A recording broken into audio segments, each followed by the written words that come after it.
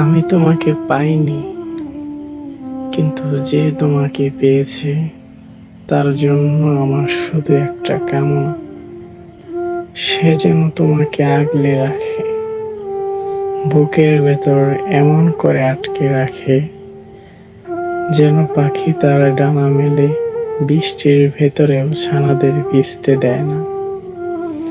সে যেন তোমাকে হারিয়ে না ফেলে, তোমার হাসিটাকে অবহেলা না করে, তোমার ছোট্ট ছোট্ট অভিমানগুলোকে তুচ্ছ না ভাবে, কারণ তোমার অভিমানও তো এক ধরনের মায়া, যা শুধু আপনজনই বুঝতে পারে।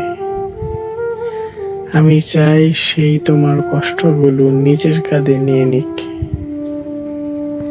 তোমার নীরবতাকে বাসা দিক, তোমার ক্লান্তিকে সান্ত্বনা দিক।